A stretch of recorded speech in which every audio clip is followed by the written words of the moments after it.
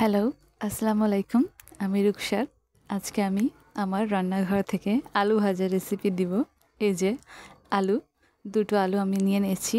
এটা লাল ছিলকাওয়ালা আলু। আমি সাদা ছিলকাওয়ালা আলু খাই না।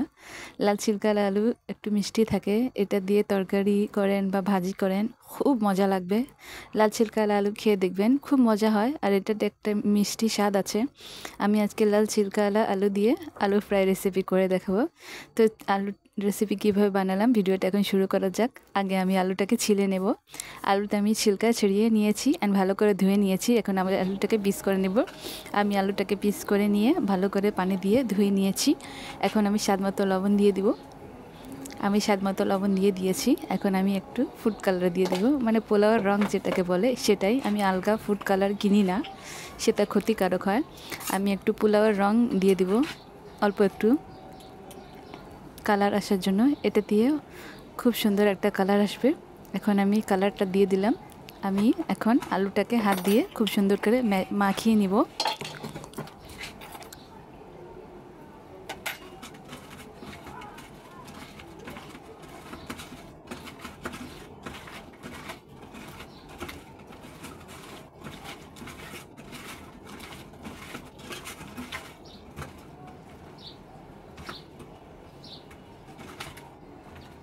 আমি আলুটাকে মাখিয়ে নিয়েছি। এই যে লাল লাল আলু হয়ে গিয়েছে, খুব সুন্দর করে আমি এটাকে মাখিয়ে নিয়েছি।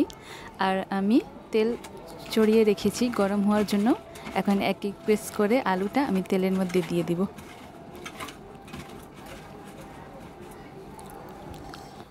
এই যে কড়াই, তেল গরম হচ্ছে। এখন আমি আলুটা তেলের মধ্যে দিয়ে দিব অ্যান্ড নাড়াচাড়া করে খুব সুন্দর করে আমি আলুটাকে ফ্রাই করে নিব। ভিডিও দেখতে থাকুন অ্যান্ড ভিডিও দেখে লাইক কমেন্ট শেয়ার করে যাবেন অ্যান্ড আলু ফ্রাই করে খাবেন। আর আমাকে ভিডিওতে কমেন্টস করে জানাবেন কেমন হলো। ধন্যবাদ সাথে থাকার জন্য। ভিডিও দেখে লাইক করে যাবেন। ধন্যবাদ সবাইকে।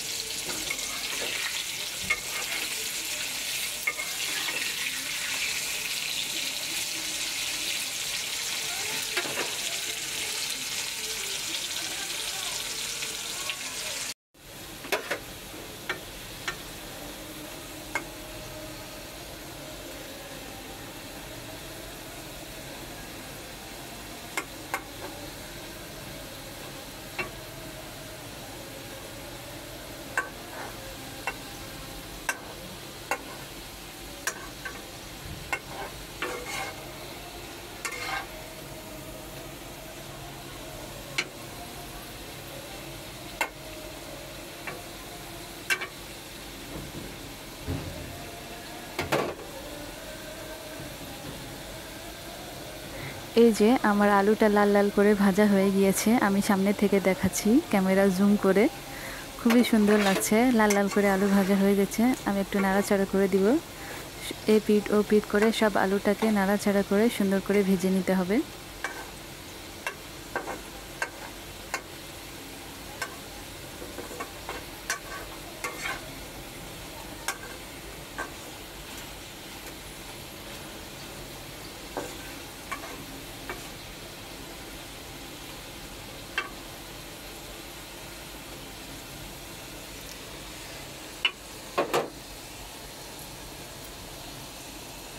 আমার আলু ভাজাটা হয়ে গিয়েছে। আমি নামিয়ে নিয়েছি একটা প্লেটে। এখন উপর থেকে আমি একটু চিলি ফ্লেক্স দিয়ে দিব।